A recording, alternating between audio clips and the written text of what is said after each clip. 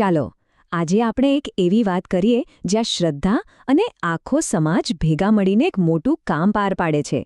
આપણે કરમદિયા ગામના હનુમાન મંદિરના જીર્ણોદ્ધાર માટે થયેલી એક હૃદયસ્પર્શી અપીલને બારીકાઈથી સમજીશું. જુઓ, શરૂઆત જ કેટલી જોરદાર છે. જય શ્રી રામ, જય હનુમાન. આ ખાલી નારા નથી હો, આનાથી આખા માહોલમાં એકદમ ભક્તિભાવ આવી જાય છે. અને એ પણ સાફ થઈ જાય છે કે આ કોઈ સામાન્ય બાંધકામ નથી, પણ આ તો શ્રદ્ધાથી જોડાયેલું એક પવિત્ર કામ છે. તો હવે આવીએ મુદ્દાની વાત પર. આ આખી અપીલ છે શું? સીધીને સટ વાત. સમાજને મદદ માટેની એક હાકલ છે. અહીં કોઈ લાંબી પહોળી વાતો નહીં. આયોજકો સીધા જ લોકો પાસે મદદ માટે આવ્યા છે. અહીં એમની વિનંતી એકદમ સ્પષ્ટ છે કે ભાઈ, હનુમાન દાદાના મંદિરના જીર્ણોદ્ધાર અને વિકાસ માટે દાન આપો. પણ અહીં એક શબ્દ પર ખાસ ધ્યાન આપવા જેવું છે, યથાશક્તિ. આ શબ્દ બહુ મહત્વનો છે. એનો મતલબ એ છે કે તમારી જેવી શક્તિ, જેવી ક્ષમતા, પછી ભલે એ નાની હોય કે મોટી, દરેક જણ આ સારા કામમાં જોડાઈ શકે છે.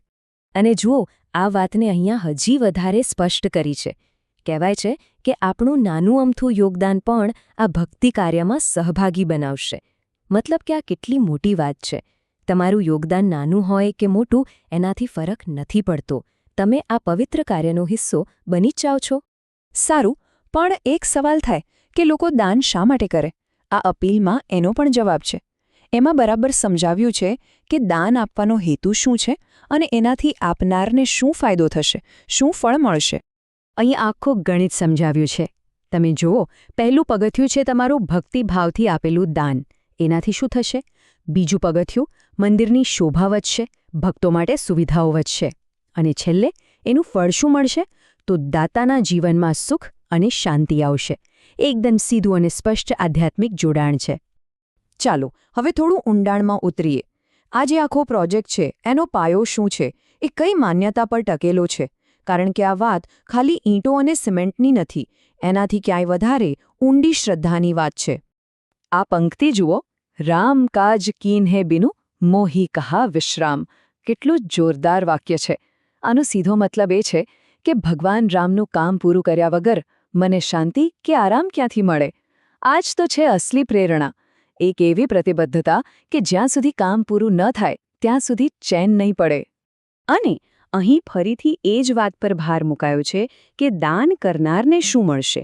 જુઓ, સ્પષ્ટ લખ્યું છે કે હનુમાનજીના ચરણોમાં કરેલું દાન જીવનમાં સુખ અને શાંતિ લાવશે. એટલે કે દાન આપવાની ક્રિયાને સીધી જ આપણા પોતાના ભલા સાથે, આપણા કલ્યાણ સાથે જોડી દીધી છે.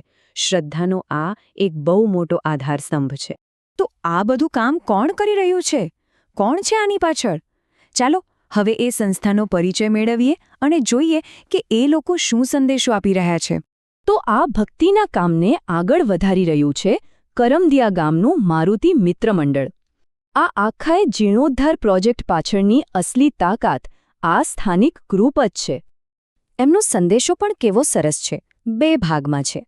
પહેલી વાત, જે લોકોએ પોતાની શક્તિ પ્રમાણે ફાળો આપ્યો છે એ બધાનો દિલથી આભાર માને છે. અને બીજી વાત, જે લોકો હજી નથી આપી શક્યા એમને પણ કહે છે કે તમે પણ તમારી શક્તિ મુજબ યોગદાન આપો. કેટલું સરસ સંતુલન છે. આભાર પણ માને છે અને અપીલ પણ ચાલુ રાખે છે. આ જ તો સાચી સામુદાયિક ભાવના છે. અને હવે અંતમાં આ અપીલ પૂરી થાય છે એક આશા સાથે, એક આશીર્વાદ સાથે.